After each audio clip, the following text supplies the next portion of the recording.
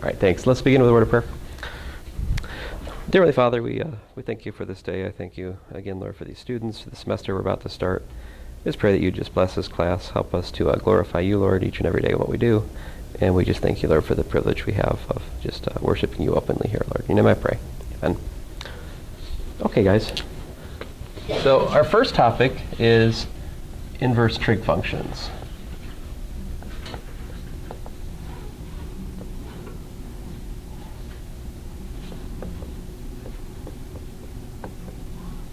All right, so let me just remind you the whole idea of inverse functions real briefly, all right? So basically the idea of an inverse function is you got some set A, you've got some set B, right?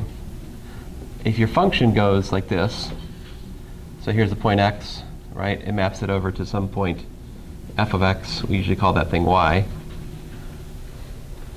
Then the inverse function undoes that, right? Inverse function goes back. Right, and I'm assuming, just for the sake of simplicity of discussion, that b is equal to the range of f. How are the function and the inverse function related? Like f inverse of f of x is equal to what?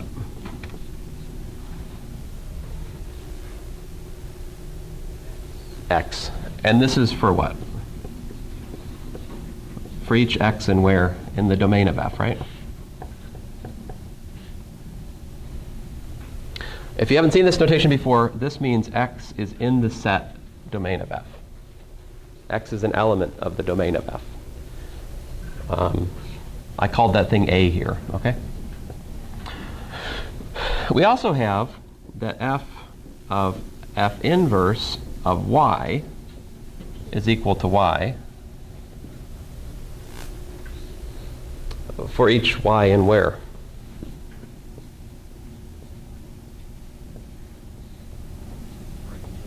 Right, in the range of f, which I've called b. So you notice that these equations, let me call them 1 and 2, they involve different numbers in general, right? Like one involves the domain, the other involves the range. What is a function? You thought about that? It passes past the vertical line test, right? Remember that? What does that mean? That means that for each input, the function gives you just one output, right? Some of you had Calculus 1 with Dr. Sprano. You remember the first test and the pain of being asked what a function was. And oh, he asked it again. Yet another semester, Dr. Sprano has asked what is a function on the first Calculus 1 test. Sorry for those of you who don't have this shared experience, but it's a perennial thing here. Anyway, so yes, one output, right? And the same has to be true if the inverse function is going to be an inverse function, a function, then f inverse of y has to be what? It has to be a single thing, right?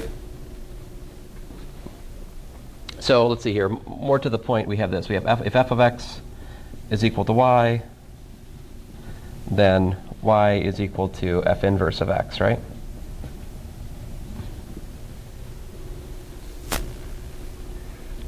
So if one x input, right, if one output y has been hit by more than one input, then we have a problem, right?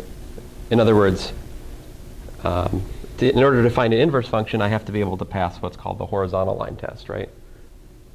The function has to be what's called 1-to-1. So so f inverse exists only if y equals f of x passes horizontal line test.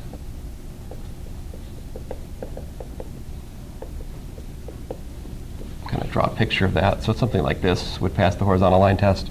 In other words, if I draw a horizontal line like that, just one point of intersection, right?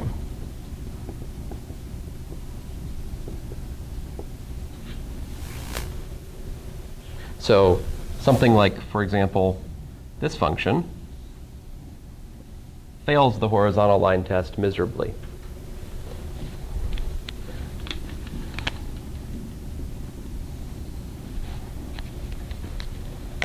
Right? So this would be what?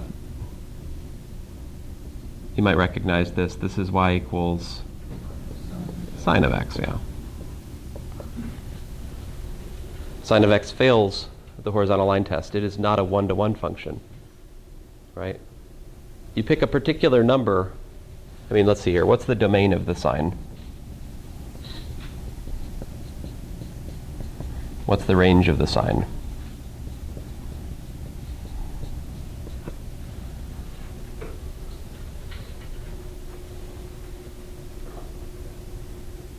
Yeah. The domain is from negative infinity to positive infinity. Mm-hmm. And the range is from -1 to +1. Okay, included or excluded? Included. Okay. I mean, you can see that from the graph, right? And also from how we define the sine in terms of, well, at least in terms of acute angles of triangles, it's easy to understand why that has to be the case. And then,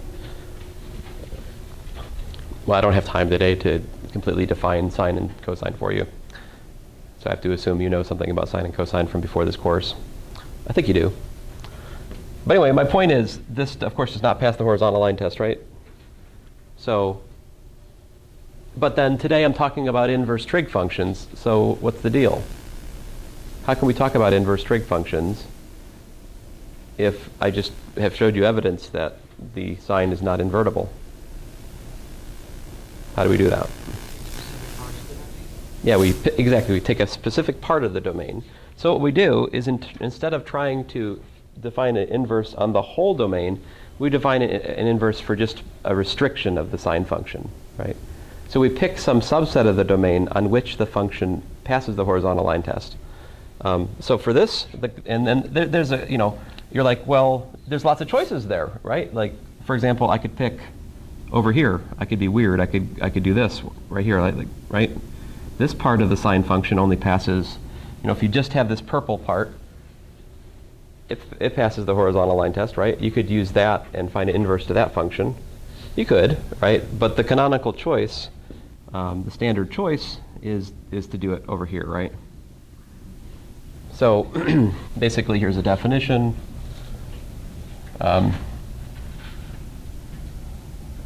Inverse sine of x. I don't know. Sorry.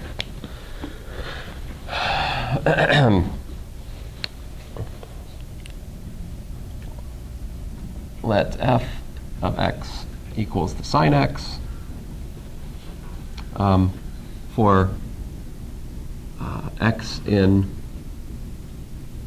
minus pi over 2 to pi over 2, then sine inverse of x is equal to f inverse of x.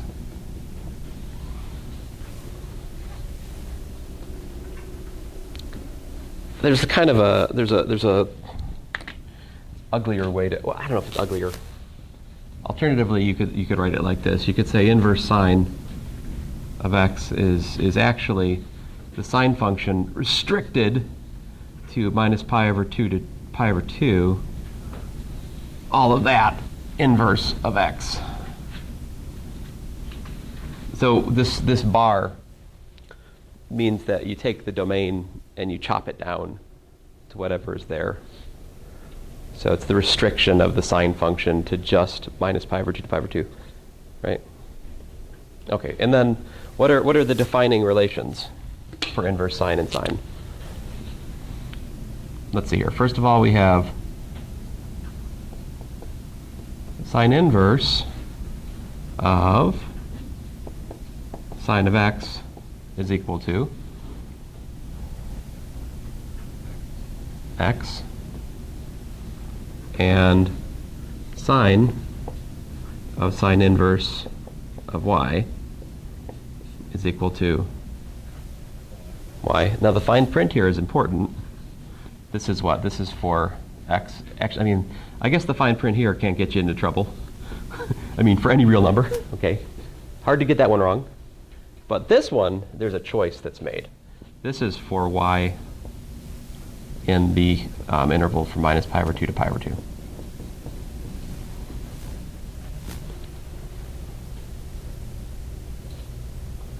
Oh,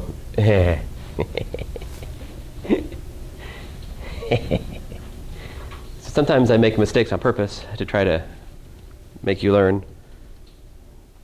I'm not sure that this is one of those cases, though. I mean, I'd like to claim it was. But to be honest, I just made a mistake. All right, so what's wrong about what I wrote?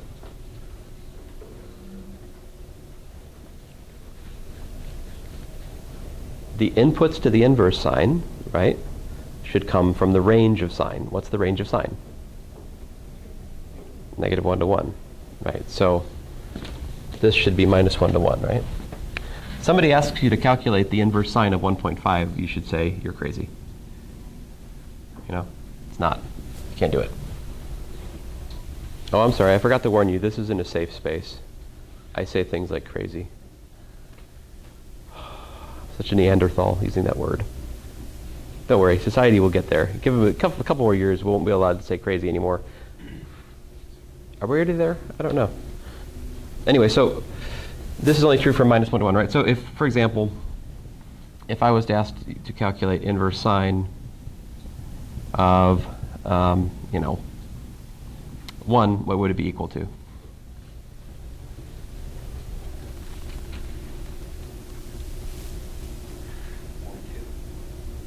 Pi over 2. Very good.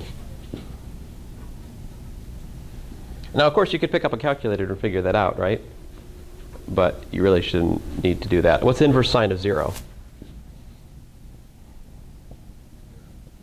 0, right? All right.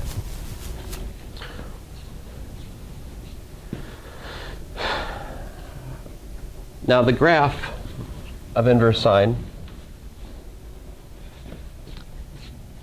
what does it look like? So sine looks like this, right? More or less, from minus pi over 2 to pi over 2, right? It's just one upswing of the sine function.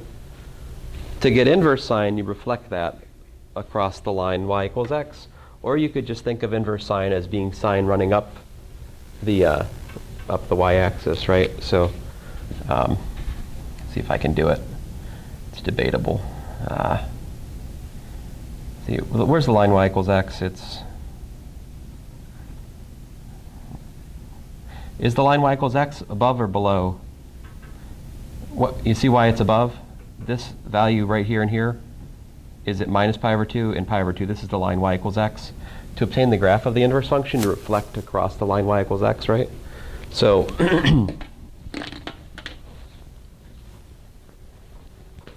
again, equivalently, you could the graph I'm about to draw, you could see is just the sine function running up the y-axis. So like this flips over to here. This point stays fixed. Sine inverse of 0 is still 0.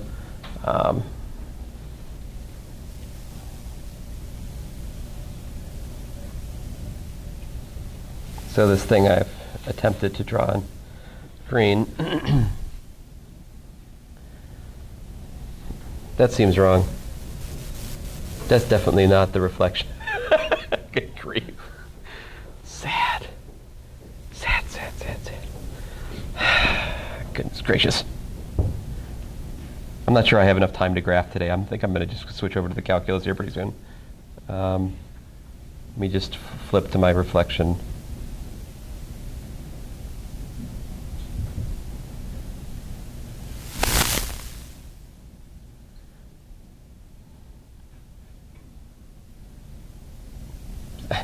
Still got the wrong concavity over there.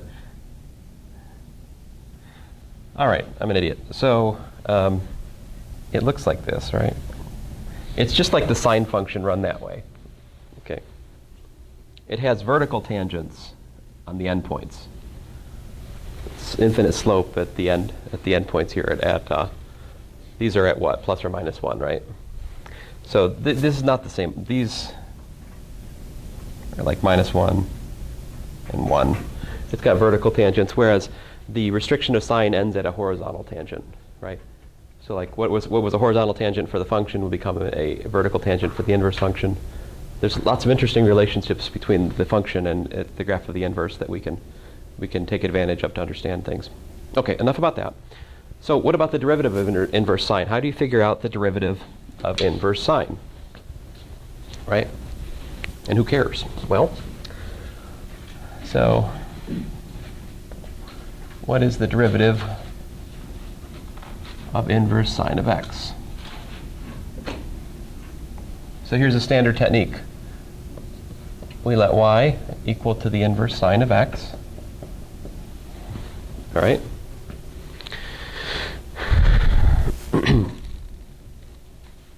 And then I don't know how to differentiate inverse sine, right? So I can't do the derivative yet. But what do I know how to differentiate? Sine, cosine, all kinds of stuff, right? But certainly sine. So if we take the sine of both sides, we get sine of y is equal to sine of sine inverse of x, right? What's sine of sine inverse x? It's x. Yeah. Hey, now we've got something we can work with, right? Because we've got, just to collect our thoughts again, this is sine of y is equal to x, right? I can take that, and now I can differentiate that implicitly, assuming y is a function of x. I mean, that's not much of an assumption. I started with that assumption, so it's a reasonable assumption. Differentiate implicitly, what does this give us? Cosine of y, right, times dy dx by the chain rule is equal to 1.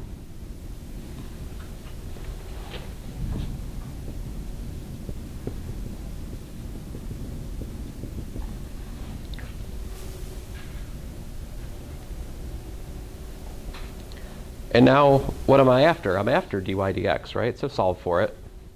What do we get? We get dy dx is equal to 1 over cosine y.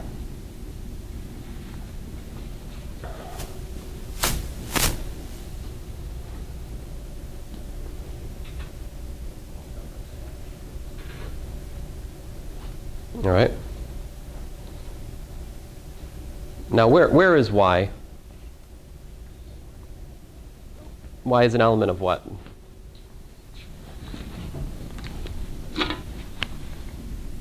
What set is this in? By definition of the inverse sine.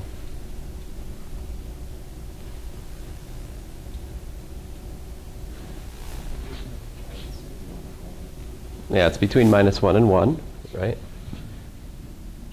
Actually, that doesn't have so much to do with the particular definition of inverse sine. That's just kind of a generic, it's going to happen, right? It has to be that.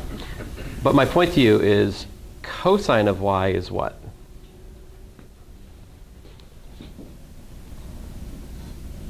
Here's cosine.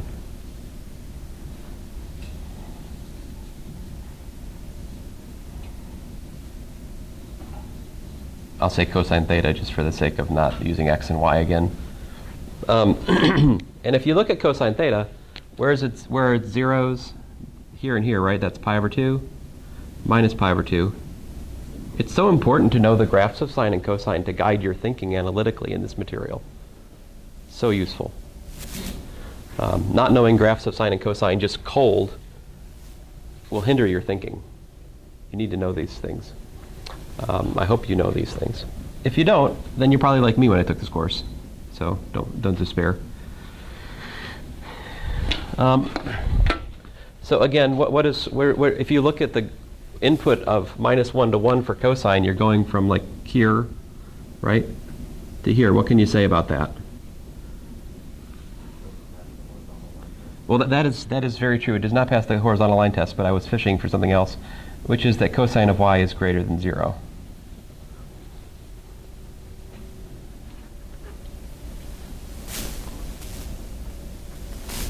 You're like, well, why do you care about that? Okay, fine. I admit my thinking is slightly nonlinear because I know the man behind the curtain. I know where I'm going, and maybe you don't. But anyway, I hope I have convinced you cosine of y is positive. That's important because I'd like to convert cosine to sine. How do you do that?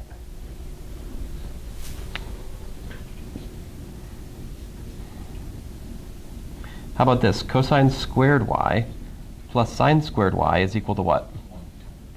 1, all right. But that is the same as saying cosine squared y, right? Which, by the way, is just what? What does sine squared y mean? What's that notation? And by the way, your book does what? Your book sometimes uses arc sine of x for this rather than... now this inverse sine, what is this not equal to? This is not equal to the reciprocal of sine, right? This, be careful about. That's not that. 1 over sine is something else. 1 over sine is what we call cosecant x, right? That's a different animal. So inverse sine is the arc sine. Some people actually would use a capital A for this arc sine because it's a function, and then they would use like lowercase arc sine for all possible inverse functions thought together as a multiply valued function. I will just use what I'm following the book. The book uses lowercase arc sine, so to be the specific function that's based on this choice. All right, so I'm do that. But you notice though that 1 minus sine squared y is 1 minus x squared, right? And now I have something squared. So that was my point, was that sine squared, my point I was trying to get to and I got distracted by myself, was that sine squared of x is sine of x squared. It's not, and so it's not, admittedly it's not simpatico. It's not in agreement with this notation. So there is a danger there. You should be aware of this. These notations are not consistent, but they're conventional. All right. It's not just me. If everybody's doing it, it's okay, right? Let's see here now. Doesn't seem like a lesson we should learn from this. Let's see here. Cosine of y is the square root of 1 minus x squared. Now, why do I know it's the positive square root? Because algebraically, I could go plus or minus there, right? Well, but I know it's not the minus because I know cosine's positive for the input that I have. So I choose the positive square root, and I've got 1 over square root of 1 minus x squared. Bam. There you have it.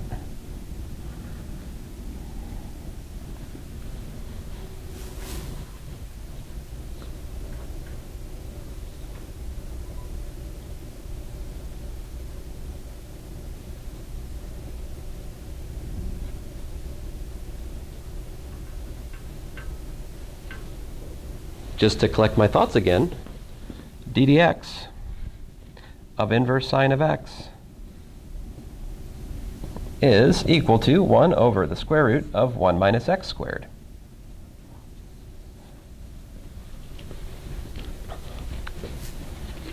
Now, I love the interplay between calculus and graphing. Probably there's more emphasis of that in my teaching than most people. I think it's really fun to just stop and take stock in what we've done. So what's the relation between the derivative of the function and the derivative of the inverse, by the way? So if you have f of f inverse, let's say of y, well, I'll do x. This is not, so when I write this, and I write this, these are not the same x, right? That's why in pre-calculus you had to do that silly hokey step where you switch the x and the y so you get a function of x. I mean an inverse function of x. That step was necessary because y and x really are different. So you have to flip them in order to get the right formula. The right formula, quote unquote, being the one that has x in it rather than y. We wouldn't want to teach pre-calculus students or college algebra students that you have a function of y, right? That would be confusing to them. I've taken a function of y over there, f inverse of y, because I want to emphasize where y is coming from. They're less interested in emphasizing that, so they tell you to switch the letters. That's what that's about. Now, my point, though, here is we can differentiate these, right? What does the chain rule say? Which one do you want? I'll differentiate the latter one. So this says that d dx well, let me use the prime notation. So f inverse prime of f of x times what? Times df dx is equal to 1.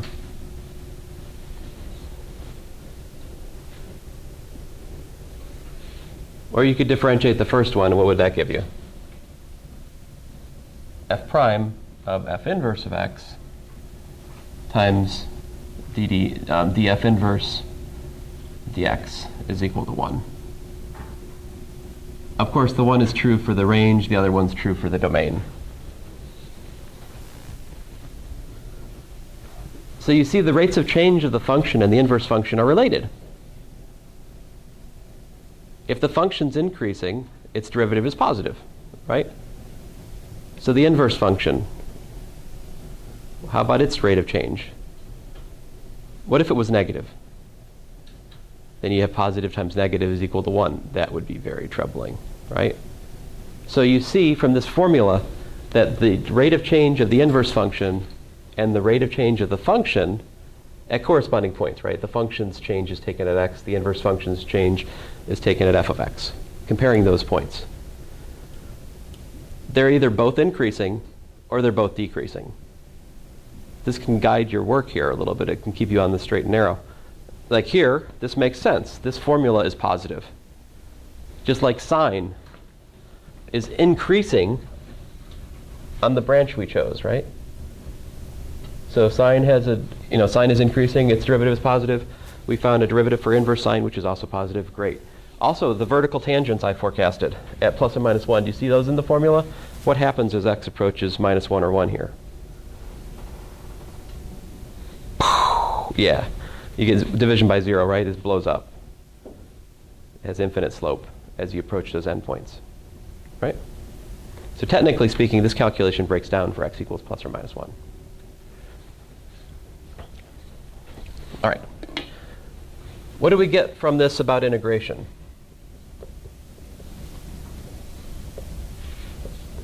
One thing we get is if somebody asks you to integrate dx over the square root of 1 minus x squared, now you can do it.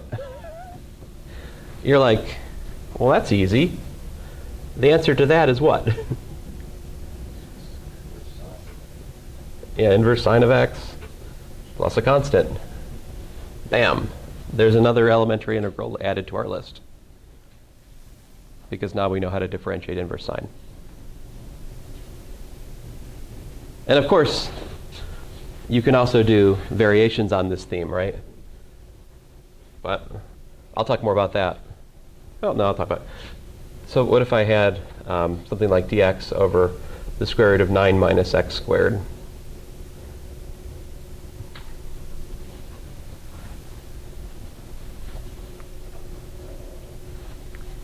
So here's my thinking.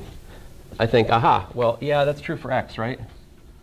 But I can convert this to sort of a statement about a du. So this is like integral of du over the square root of 1 minus u squared is inverse sine of u plus a constant, right? So I have that as a target now, as an elementary integral. So if I can take the other one here with a 9, and I can somehow massage that to make it look like that one, I'm in business, right? How do you change that 9 to a 1?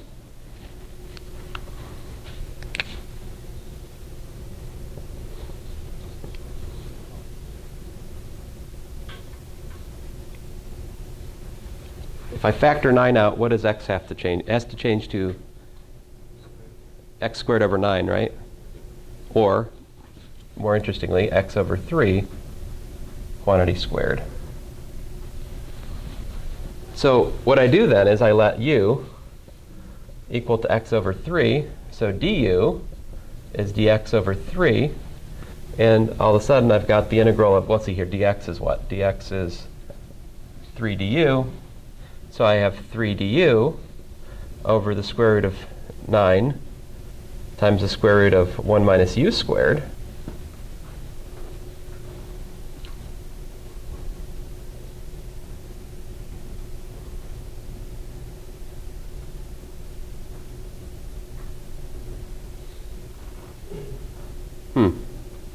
Sorry, something, well, anyway, if you guys see an error, you should always speak up. I have the integral of inverse tangent on my mind, and it's messing with me. So the square root of 9, of course, is 3. So 3 over 3 cancels, and I'm just left with the integral of du square root of 1 minus u squared, which is what? Inverse sine of u.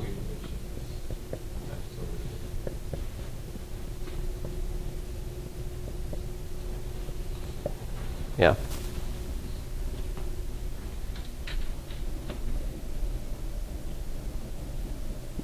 So basically now if we're faced with something that's like the integral of 1 over the square root of some number minus x squared, we can do these kinds of integrals using inverse sine. Okay?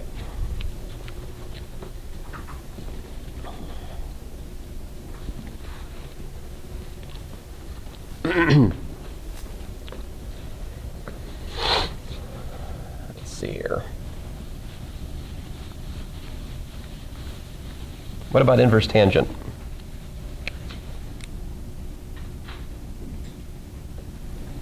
So tangent,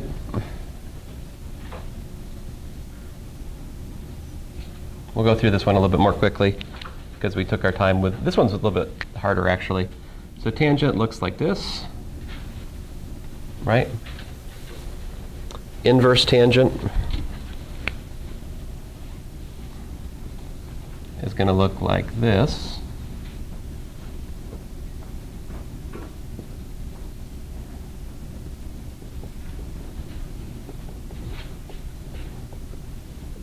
So I'm telling you that we're going to define the inverse tangent to be the inverse function for a tangent restricted to where?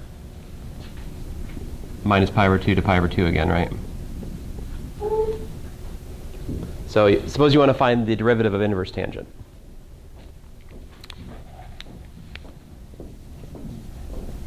How do you do it?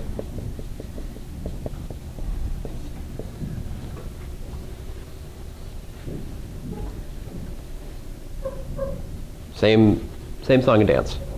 So I'll do y equals inverse tangent of x. I take the tangent of both sides.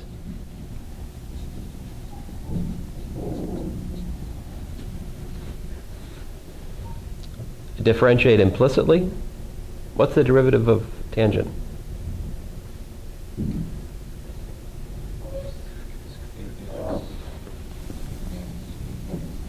Yeah, secant squared y times dy dx is equal to 1.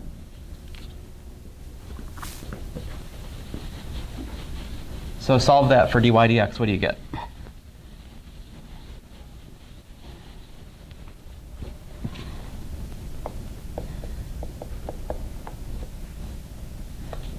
Secant squared y, right? But remember that cosine squared y plus sine squared y equals to 1. If we divide this by what? By cosine squared, we get 1 plus tangent squared y is equal to secant squared y. Or 1 plus x squared is equal to secant squared y in our current context. So you see that that's really just 1 over 1 plus x squared. Therefore, the derivative with respect to x of inverse tangent x is 1 over 1 plus x squared. Does that make sense? When x equals to 0, that's as large as it possibly can be, which is 1. So the slope of inverse tangent is at most 1. And it goes to 0 as x goes to plus or minus infinity. That's precisely what we see in the graph of inverse tangent. Steepest slope at the origin, and then it has these horizontal asymptotes out to flat line. As it hits the horizontal asymptotes, it's all in that formula. And also, there's no restriction on the domain this time, right? Because the range of the tangent is all real numbers, right? So everything I was saying carefully about inverse sine, you can also see in this example, and I just won't take a half hour to do it. I'll take 3 minutes. Sorry about that. Anyway, thanks, guys. I'll see you tomorrow. Oh, sorry, one other thing. Now we own this one, right? Haha. And you could probably see if I put a 9 there instead of a 1, we could do that as well, right? So tomorrow I will do inverse secant, inverse cosecant, and the rest of the thing. I'm a little bit behind. Trump!